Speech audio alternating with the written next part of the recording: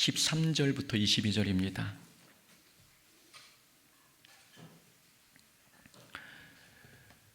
우리 한 절씩 교독하겠습니다. 13절 제가 봉독해 드립니다. 왕이 사례를 아는 현자들에게 묻되 왕이 규례와 법률을 아는 자에게 묻는 전례가 있는데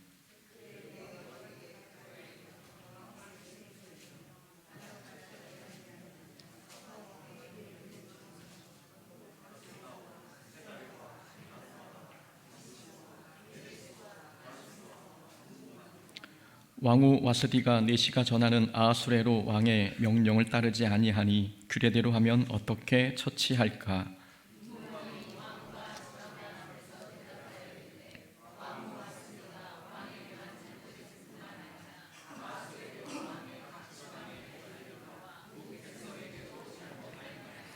아하수에로 왕이 명령하여 왕후 와스디를 청하여도 오지 아니하였다 하는 왕후의 행위의 소문이 모든 여인들에게 전파되면 그들도 그들의 남편을 멸시할 것인즉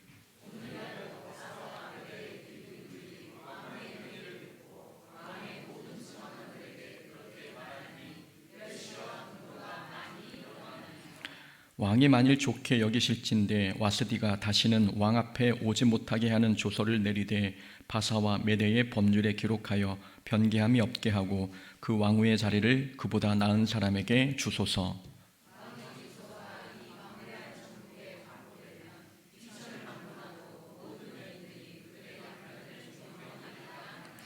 왕과 지방관들이 그 말을 옳게 여긴지라 왕이 무무간의 말대로 행하여 각 지방 각 백성의 문자와 언어로 모든 지방에 조서를 내려 이르기를 남편이 자기의 집을 주관하게 하고 자기의 민족의 언어로 말하게 하라 하였더라. 아멘. 오늘 에스더서 1장 13절부터 22절까지 말씀 통해서 우리는 조연이 아니라 주연입니다 라는 제목으로 말씀 함께 나눕니다. 2주 전에 에스더에 관한 배경을 말씀드렸습니다. 다시 한번 간략하게 정리해 보겠습니다. 이스라엘 백성들이 바벨론의 포로로 끌려간 뒤 70년이 지난 후에 다시 본국으로 귀환했습니다. 본국으로 귀환했을 때 고대 근동의 패권을 잡은 나라는 페르시아였습니다. 페르시아가 바벨론을 무너뜨리고 세계를 제패했을 때 하나님께서는 페르시아의 왕 고레스의 마음을 움직이셔서 이스라엘 백성들을 포로에서 돌아오게 하셨습니다. 이스라엘 백성의 본국 귀환은 총 3차례에 걸쳐 이루어졌습니다. 에스더서의 사건은 1차 포로 귀환과 2차 포로 귀환 사이에 페르시아에서 벌어진 사건을 다루고 있습니다. 사건의 핵심은 유대 민족이 아말렉 자손 하만의 음모로 진멸될 위기에 놓였을 때 그 위기에서 구원받은 사건입니다. 유대인들이 구원받은 날을 불임절이라고 정했는데 에스더서가 불임절의 기원을 설명하고 있는 성경입니다. 1장은 에스더가 어떻게 페르시아의 왕후에 등극하게 되었는지 그 배경을 설명하고 있습니다. 지난주 살펴보았듯이 아하수에로 왕이 잔치를 6개월 동안 열었습니다. 잔치에서 술에 취한 왕은 왕후의 아름다움을 자랑하기 위해 술자리로 왕후를 불렀습니다. 그러나 왕후 와스디가 왕의 명령에 불순종함으로 모든 사건이 시작되었습니다. 와스디가 왕의 명령을 거부한 이유는 다양하게 해석이 됩니다. 당시 페르시아에서는 여성이 남성의 술자리에 참석하는 것은 법도가 아니었습니다. 그래서 9절에 보면 와스디가 여성들만을 위한 술자리 잔치를 따로 연 장면이 나옵니다. 그만큼 여성과 남성이 같은 술자리에 참석하는 것은 법도가 아니었던 것이지요. 페르시아의 법도가 그러한데 왕이 술에 취해 법도에 어긋난 요구를 하니 왕후가 불순종한 것이었습니다. 또 하나의 해석은 당시 왕이 왕후의 아름다움을 자랑하기 위해 부르면 왕후는 알몸에 왕관만 쓰고 나타나야 했습니다. 왕후는 그런 요구에 응할 수 없어서 왕이지만 그 명령에 불순종했던 것입니다. 여러 해석이 존재하지만 어떤 이유에서 와스디가 왕의 명령에 불순종했는지는 정확하게 알 수는 없습니다. 그러나 분명한 사실 하나는 이 모든 사건의 배후에 하나님의 섭리가 있었다는 점입니다. 하나님께서 에스더를 왕후의 자리에 앉히기 위해 이 모든 일을 치밀하게 계획하셨습니다.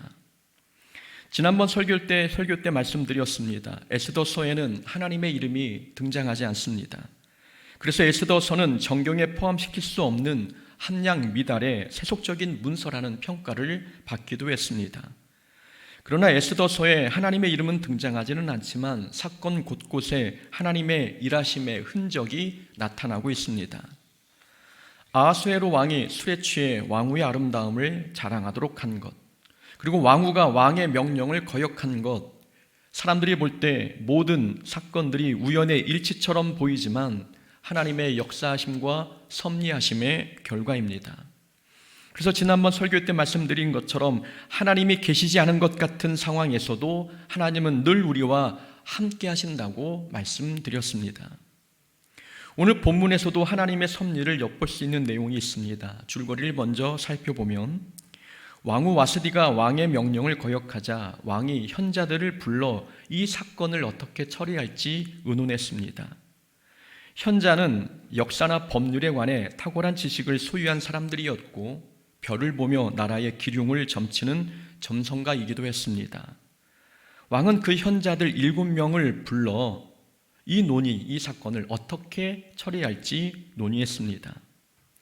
7명의 현자 중 무무간이라는 사람이 나와서 하나의 방안을 제시했습니다. 요약하면 그 방안의 내용은 이렇습니다. 왕이시여, 왕후 와스디가 왕의 명령을 거역한 것은 왕에게만 잘못한 게 아니라 각 지방의 관리들과 모든 백성들에게도 잘못한 일입니다. 만약 왕후 와스디가 왕의 명령을 거역한 이 사실이 소문이라도 나게 된다면 이 땅의 모든 여인들이 남편을 멸시할 것입니다.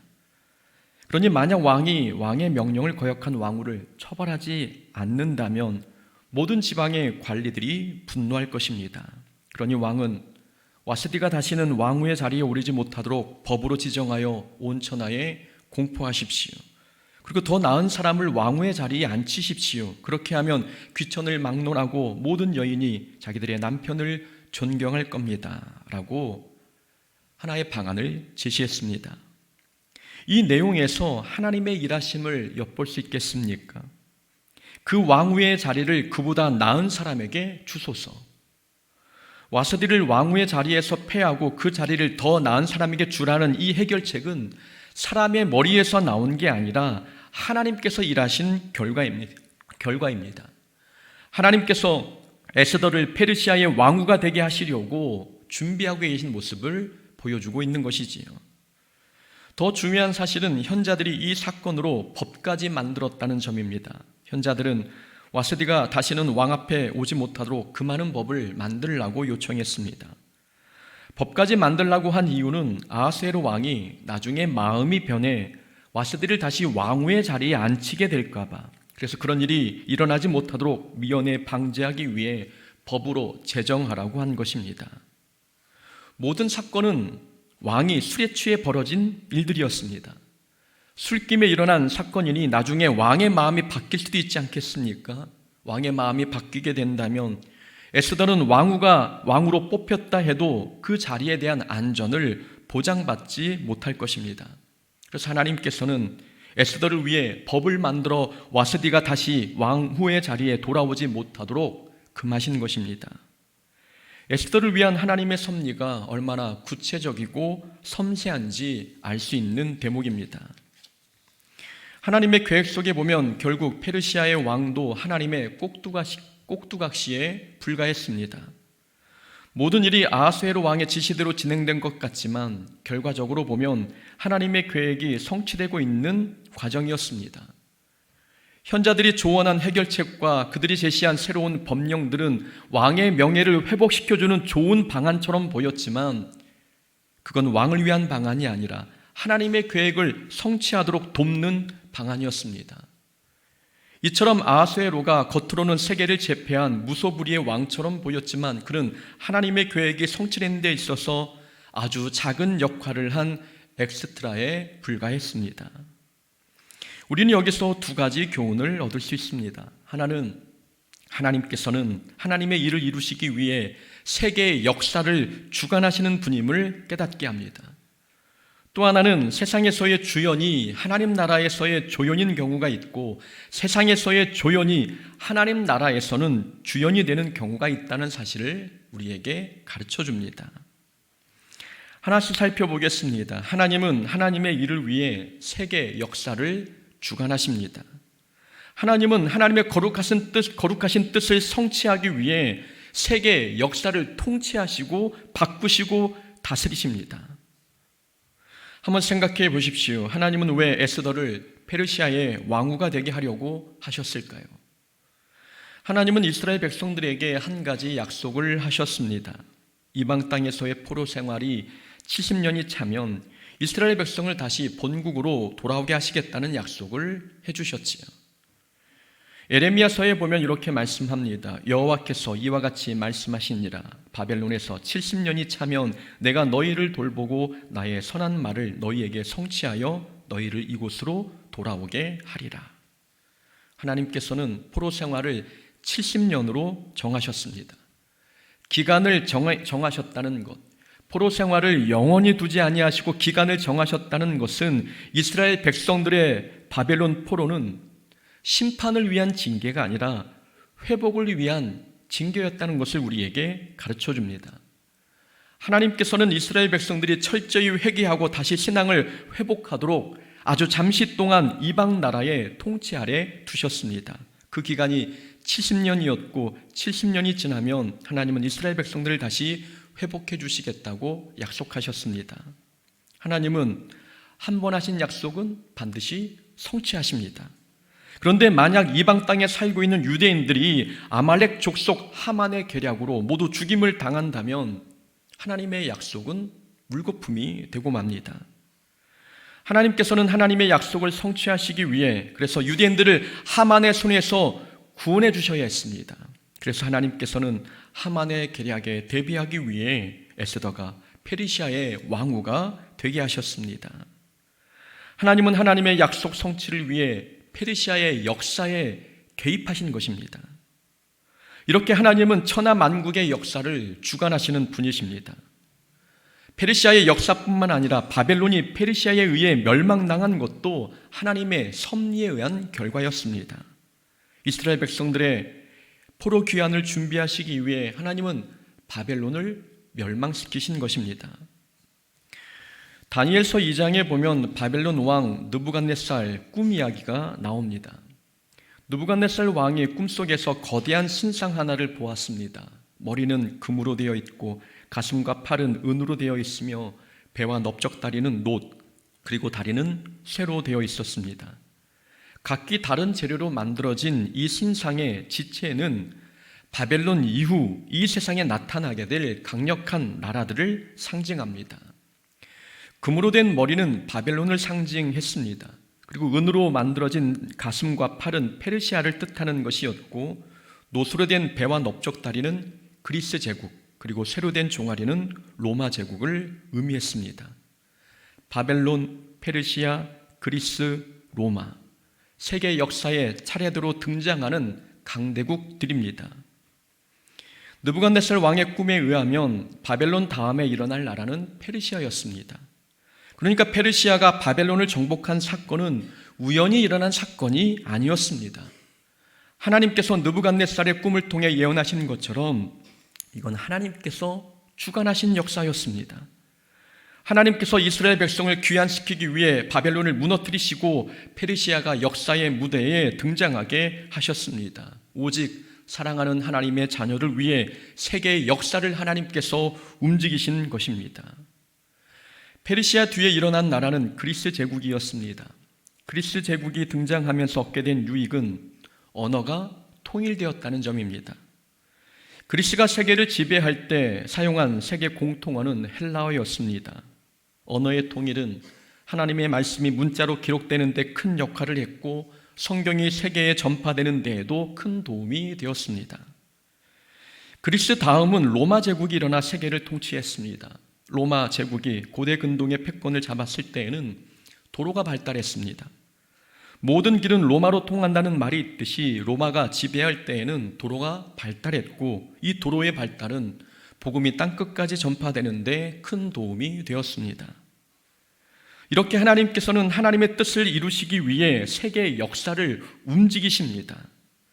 사람의 눈으로 보면 시대마다 강력한 왕이 등장해 세계를 제패한 것 같고, 그리고 세계 역사가 국제 정세나 시대적 흐름에 따라 변한 것 같지만 실제는 그 배후에 하나님의 간섭과 섭리가 있었던 것입니다. 모든 역사는 우연히 일어난 것이 아니라 하나님의 계획 속에서 치밀하게 이루어졌습니다. 그렇다면 하나님께서 세계 역사를 주관하신다는 이 사실이 우리 삶에 어떤 유익이 되겠습니까? 하나님의 천하 만국을 다스린다는 것을 알긴 아는데, 그렇다면 이 사실이 우리 삶에 어떻게 적용할 수 있을까요? 하나님께서 세계 역사를 주관하신다면 우리 인생도 주관하신다는 것을 기억해야 합니다. 하나님은 세계 역사를 주관하시지만 하나님께서 주관하시는 이 세계 역사의 중심에는 항상 우리가 있습니다. 하나님께서는 우리를 위해 세계를 움직이시고 오직 우리를 위해 역사를 바꾸십니다. 그러니 하나님께서 우리 인생에도 개입하셔서 우리 인생이 항상 좋은 길을 걷도록 하나님은 역사하십니다. 세계를 움직이시듯 우리 인생에 개입하셔서 우리를 바른 길로 인도하신다는 이 사실을 믿어야 되는 것입니다. 말씀드린 것처럼 하나님께서 페르시아의 역사에 개입하신 이유는 온전히 하나님의 백성을 위해서였습니다. 이스라엘 백성이 죄를 지어 이방 땅에 포로로 끌려갔지만 하나님께서 그들을 다시 구원하시기 위해 대제국 페르시아의 역사에 개입하셨습니다. 하나님께서 한치 오차도 없이 세계 역사를 주관하시는 것처럼 우리 인생도 실수 없이 인도해 주십니다. 그러니 모든 상황이 우리에게 불리하게 돌아가는 것 같아도 우리는 믿음을 잃지 말아야 합니다. 불리하게 돌아가는 것 같아도 절대 하나님은 우리에게 불리하게 역사하지 않으십니다. 세계 역사나 내 주변의 일상이 우리에게 긍정적이지 않게 돌아가는 것 같아도 하나님은 우리 인생을 한치 오차도 없이 좋은 길로 인도해 주십니다. 그러니 내 눈에 모든 상황이 불리해 보여도 우리는 믿음을 잃지 않아야 합니다. 출애굽기에 보면 애굽에 요셉을 알지 못하는 왕이 등장했다는 내용이 나옵니다.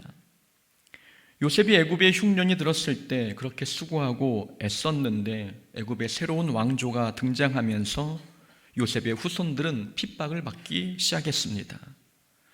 요셉의 후손이 핍박받게 된 것은 애굽의 역사가 바뀌었기 때문입니다. 요셉이 총리 대신으로 있었을 때 애굽의 왕조는 힉소스 왕조였습니다. 힉소스 왕조는 셈족이었지요. 요셉도 셈족이었습니다. 애굽의 왕과 요셉이 같은 셈족이었기에 요셉의 가족들은 힉소스 왕조 때 많은 혜택을 누렸습니다.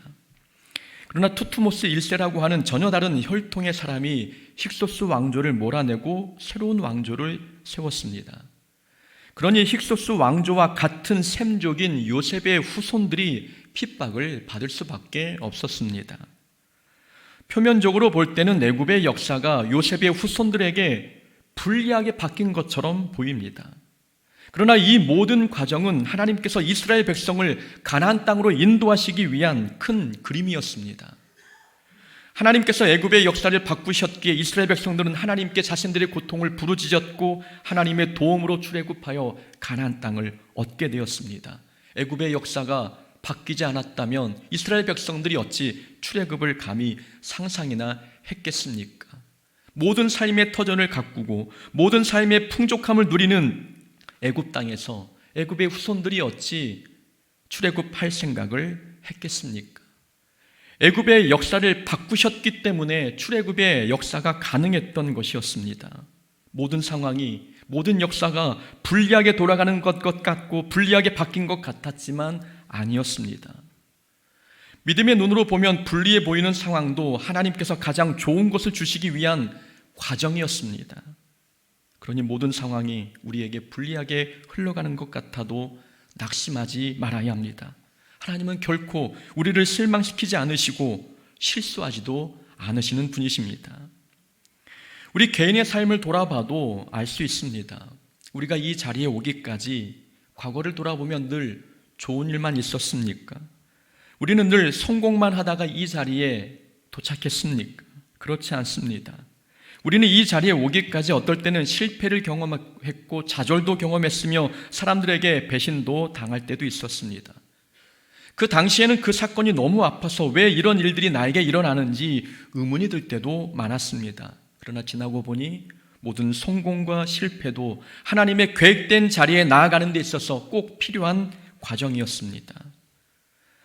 어렵고 힘든 모든 상황을 하나님께서는 합력하여 선을 이루게 하셨습니다. 그러니 모든 상황이 우리에게 불리하게 돌아가는 것 같아도 믿음을 잃지 말아야 합니다. 우리에게 불리한 것이 아니라 하나님께서 우리를 하나님의 계획으로 인도하기 위해 꼭 만나게 하신 과정이었습니다. 우리는 두 번째 교훈을 살펴보고자 합니다.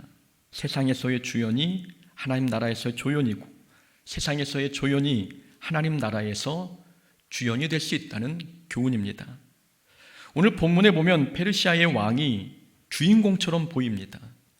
자신의 명령으로 법령을 만들었고 와스들을 폐위하였으니 아하수에로 왕은 자기 스스로 막강한 권력을 가지고 있는 세계 역사의 주인공처럼 느꼈을 것입니다. 그러나 말씀드린 것처럼 아하수에로 왕은 하나님의 계획을 성취하는 일에 엑스트라였을 뿐입니다. 에스더서를 하나의 역사 드라마라고 생각한다면 하나님은 감독이시고 주인공은 에스더이며 엑스트라는 아하수에로입니다. 세상 역사에서는 아하수에로가 역사의 주인공 같지만 하나님 나라에서는 조연축에도 끼지 못하는 사람입니다. 그러나 에스더와 모르드게 그리고 무명의 이스라엘 백성들은 페르시아 역사에서는 조연 같아 보이지만 하나님 안에서는 주인공이었습니다. 세상에서의 조연이 하나님 나라에서는 주연인 경우가 있고 세상에서의 주연이 하나님 나라에서는 명함도 내밀지 못하는 경우도 있다는 말씀입니다. 누가복음 2장에는 가이사 아구스도가 자신의 통치 아래에 있는 모든 백성들에게 호적을 명령한 이야기가 나옵니다. 호적을 명령한 이유는 세금을 거두려는 목적도 있었지만 자신이 다스리는 백성들의 숫자를 파악함으로 인해 자기의 권력을 자랑하기 위함도 있었습니다. 로마 황제 가이사는 자신이 역사의 주인공처럼 군림했습니다. 그러나 이 가이사 또한 하나님의 뜻을 성취하는 일에 엑스트라였을 뿐입니다. 하나님께서는 메시아의 베들레헴 출생 예언을 성취하시기 위해 가이사를 도구 삼으셨습니다. 메시아가 베들레헴에 태어나게 하시려면 갈릴리 나사렛에 사는 요셉 부부를 베들레헴까지 오게 해야 했습니다. 만삭의 몸이었던 마리아가 누구의 명령으로 베들레헴까지 오겠습니까? 강력한 통치력을 자랑하는 로마 황제의 명령이 아니었다면 어찌 마리아가 만삭의 몸으로 베들레헴까지 올 수 있었겠습니까? 표면적으로는 가이사가 주인공처럼 보이지만 그는 하나님의 뜻을 성취하는 엑스트라였습니다. 주인공은 요셉과 마리아였던 것이지요. 우리는 국민의 한 사람으로서 이 시대의 역사 속에 살아가고 있습니다. 그러나 좀 더 구체적으로 들어가 보면 우리는 하나님 나라의 역사 속에 사는 자들입니다. 하나님 나라의 역사와 세계의 역사는 각기 다른 시간대의 다른 영역에서 속한 것이 아닙니다. 세계 역사 속에 하나님의 역사가 함께 진행되고 있는 것입니다. 그래서 우리는 세계사에 속해 살고 있지만 더불어 하나님의 역사 속에 거하는 자들입니다. 그래서 우리의 정체성은 하나님 나라에서 찾아야 합니다. 우리는 세상에서 멸시천대를 받을 때도 있습니다. 그래서 우리는 세상에서 별로 대우받지 못하는 조연처럼 보일 때가 많습니다. 그러나 우리의 진짜 무대는 이 세상이 아니라 하나님 나라입니다. 우리는 하나님 나라의 무대에서 활동하고 있는 하나님 나라의 자녀들입니다. 그러니 우리는 하나님 나라에서 주인공들인 것입니다. 세상 사람들이 부와 권력을 내세워 자신이 마치 주연인 것처럼 행동하지만 나중에 예수님께서 이 땅에 다시 오시면 모든 것이 역전될 것이고 누가 진짜 주인공이었는지 밝혀지게 될 것입니다. 천대받던 신데렐라가 처음에는 조연 같았지만 사실 주인공이지 않았습니까? 성경에 나오는 부자와 거지 나사로의 이야기에서도 거지 나사로가 조연처럼 보였지만 나중에 보니 그가 주연이었습니다. 룻의 인생도 이삭이나 죽는 엑스트라 인생처럼 보였지만 보아스를 만난 후 그녀의 인생이 정말 구원 역사의 핵심이 되고 있는 주인공이었던 것입니다. 우리는 우리의 삶을 단편적인 면만 보고 판단하지 말아야 합니다. 하나님의 거대한 섭리 속에서 우리 삶을 바라봐야 합니다. 하나님의 거대한 계획 속에 있는 우리의 삶을 바라보면 우리가 주인공인 것입니다. 하나님의 거대한 계획과 하나님의 거대한 역사 속에 그 무대의 주인공이 바로 우리라는 사실을 우리는 기억할 때 이 사실 우리에게 은혜가 되지 않습니까? 하나님은 모든 세계 역사를 우리를 중심으로 움직이십니다.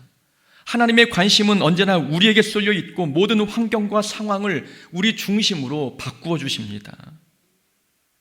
그러니 우리가 세상에서 믿음 때문에 핍박받을 때가 되면 우리는 늘 생각해야 합니다. 원래 주인공은 이러한 시련 다 겪는 거야. 원래 주인공은 이런 시련 다 겪는 거야. 이것은 드라마의 이야기를 하는 게 아닙니다. 성경을 봐도 하나님 나라에서의 주인공들은 처음부터 화려하게 등장하지 않았습니다. 아브라함도, 요셉도, 모세도, 베드로도 이런 분들의 인생을 보았을 때 그들은 처음부터 화려하게 등장한 자들이 아니라 모두 처음에는 실패도 겪었고 고난과 고초도 당했습니다. 기생 라합도 처음 등장과는 달리 예수님의 족보에 들어가는 주인공이 되지 않았습니까? 처음에는 모두 볼품없었지만 나중에는 진짜 주인공답게 영적 거장의 모습을 보여주었습니다. 그러니 우리의 삶이 우리가 원하는 대로 흘러가지 않아도 낙심하지 말고 하나님께서 세워주실 그 때를 기다려야 합니다. 하나님의 때가 되면 하나님께서는 우리를 하나님의 시나리오대로 다시 일으키실 것입니다. 하나님은 지금도 우리를 위해 일하십니다. 하나님은 우리를 주인공 삼으셔서 하나님의 뜻과 계획을 성취해 가십니다. 결코 하나님은 우리 인생을 단역으로 끝나게 하지 않으십니다. 우리를 향한 놀라운 계획을 가지고 계시고 그 계획을 성취하시기 위해 하나님은 역사를 바꾸시면서까지 우리를 위해 일하십니다. 그러니 하나님의 시각으로 우리 인생을 바라보시고 우리가 활동하는 무대는 이 세상이 아니라 하나님 나라 무대임을 깨닫고 어떤 환난과 역경에도 낙심하지 않아야 합니다. 하나님께서 이 땅에 오실 때 우리는 하나님 나라의 주인공으로 다시 거듭나게 될 것입니다. 그날이 될 때까지 믿음 잃어버리지 않는 하나님 자녀 되기를 주의 이름으로 축원합니다. 아멘. 우리 말씀